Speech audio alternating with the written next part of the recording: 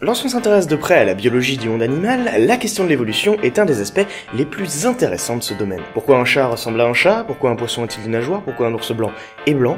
Et du coup, on est en droit de se questionner aussi sur ce que fout un bec dans un amas de tentacules. Parce que oui, pour ceux qui l'ignoraient, les pieuvres et la majorité de leurs cousines possèdent un bec. En général compris entre 1 et une dizaine de centimètres, ceux-ci se retrouvent placés sous la tête de ces animaux, situés au centre de leurs bras, leur permettant d'acheminer grâce à leur ventouse toute leur nourriture jusqu'à leur bouche. Et quand on voit la taille de certains qui pourraient nous couper un doigt en une fraction de seconde, on réfléchira à deux fois avant d'énerver ces animaux, généralement craintifs, mais qui peuvent devenir agressifs. Voire violents. Mais bon, ça on en parlera dans une autre vidéo. Pour ce qui est du bec, c'est en général un organe assez diversifié, présent majoritairement au sein des familles d'oiseaux. On peut en retrouver à peu près de toutes les tailles et couleurs, mais cela n'empêche pas de le voir aussi chez d'autres familles d'animaux. On pourra citer certaines espèces de reptiles et de dinosaures, parmi lesquels on retrouvera les tortues alligators ou défunts tricératops, mais aujourd'hui on va se pencher sur d'autres bestioles qui m'intéressent beaucoup plus et qui ont le don d'aiguiser ma curiosité. Surtout quand on se rend compte de l'intrigante ressemblance entre le bec de certains volatiles et celui de notre ami à tentacules. Enfin bref, pourquoi un bec? Quelle est son importance? Y a-t-il un lien entre pieuvre et perroquet? Aujourd'hui, on va traiter de toutes ces questions. Alors bienvenue pour ce nouvel épisode.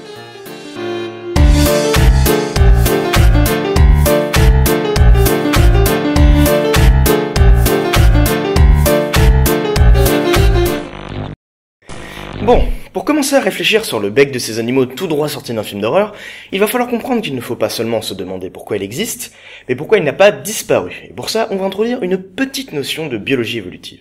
Quand on regarde de plus près notre environnement et les espèces qu'il compose, il arrive d'être frappé par cette impression d'équilibre, que chaque chose est à sa place, vivant et survivant en parfaite harmonie. Mais ce qu'il faut réaliser, c'est que si cela semble si parfait, c'est tout simplement parce que tout ce qu'il n'était pas est mort. RIP dodo, RIP in peace.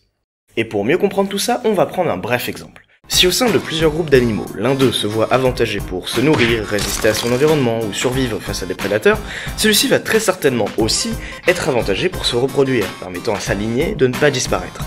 Au fil du temps, ce groupe est alors d'une certaine manière choisi par la nature pour survivre mieux qu'un autre, et dans ce cas-là, on est en face de ce qu'on appelle une sélection naturelle.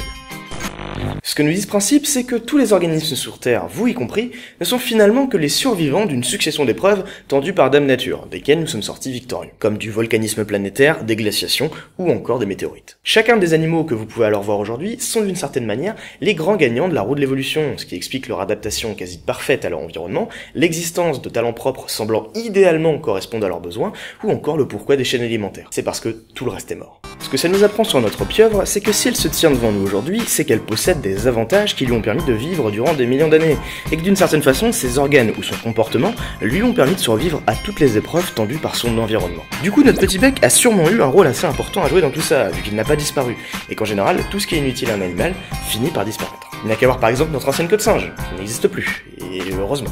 De ce fait, il semblerait que ce bec ne soit pas qu'un organe farfelu posé au hasard, mais un réel avantage pour la pieuvre, et du coup on est en face d'une nouvelle question, quel est cet avantage? Et aussi bizarre que ça puisse paraître, pour mieux répondre à cette question, on va devoir faire entrer en jeu un nouvel animal, le perroquet. J'ai peur, qu'est-ce que tu racontes? Comme dit plus tôt en vidéo, en regardant quelques minutes ce fameux bec, on peut clairement réaliser qu'il existe un parallèle intéressant avec celui de ces volatiles. Même aspect, même forme, et du coup on en vient à se demander si finalement perroquet et pieuvre ne seraient pas une sorte de lointain cousin. Ce qui serait génial, mais complètement faux. D'après les récentes études, il semblerait que notre ami à plumes serait apparu courant Éocène, il y a donc 50 millions d'années, alors qu'en parallèle, on a retrouvé des traces de pieuvres datées du Cambrien, soit 500 millions d'années. Donc dire qu'ils sont de la même famille sur la base d'une petite ressemblance, ça va être compliqué, surtout qu'il existe un nombre incalculable de manières pour démonter cette théorie. Le bec de ces deux animaux n'est donc pas dû à un ancien lien familial, mais grâce à deux évolutions différentes qui ont pourtant conduit à la création d'un même organe. C'est ce qu'on appelle l'évolution convergente. Et ce qui est carrément intéressant avec ce phénomène, c'est qu'il se produit lorsque deux animaux sont soumis à la même contrainte, ce qui les pousse à évoluer dans la même direction. Devoir s'orienter et localiser sa nourriture dans un milieu où la visibilité est moindre, ont poussé le dauphin et la chauve-souris à évoluer pour créer le sonar, et utiliser l'écolocalisation. Vivre dans un milieu aquatique ont façonné de la même façon les ichthyosaures et les requins, malgré le fait qu'ils appartiennent à la famille des poissons et des reptiles marins. Et de tas d'autres exemples existent permettant de relier deux espèces qui au premier abord n'ont rien en commun. Du coup, si on arrive à trouver l'élément qui a poussé les perroquets à avoir ce bec, on trouvera de la même manière l'élément responsable de celui de la pieuvre. Et dans ce cas-là, c'est tout simplement la nourriture. Avoir un bec pour un oiseau est un énorme avantage, surtout lorsqu'il se nourrit exclusivement de graines, pouvant être très durs. Certains ont donc évolué pour pouvoir les briser plus facilement. Et c'est exactement le chemin qu'ont emprunté les pieuvres, à la différence près que sous l'eau il n'y a pas de graines, mais une multitude de petits animaux bien cachés derrière une carapace, comme les écrevisses, certains coquillages et bien entendu les crabes. D'ailleurs quand on essaye d'en manger, généralement on utilise une pince. Donc finalement on n'a rien inventé.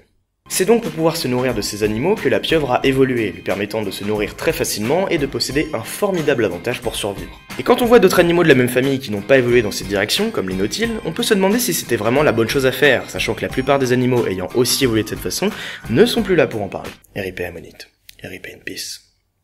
Ce que j'avais envie de vous faire comprendre à travers cette vidéo, c'est que dans la nature, rien n'existe finalement que grâce au hasard, et que tout est relié par des causes et des conséquences qui n'attendent finalement que nous pour les comprendre. Certes, le monde animal et spécialement le monde marin est rempli de nombreuses bizarreries, parfois effrayantes, incroyables ou encore drôles, mais dites-vous bien que celles-ci suivent toutes la même logique, naître, se reproduire et survivre dans ce monde qui est le nôtre. Alors la prochaine fois qu'un animal vous paraîtra farfelu à cause de son apparence, dites-vous bien que c'est peut-être grâce à celle-ci qu'il existe encore aujourd'hui devant vous.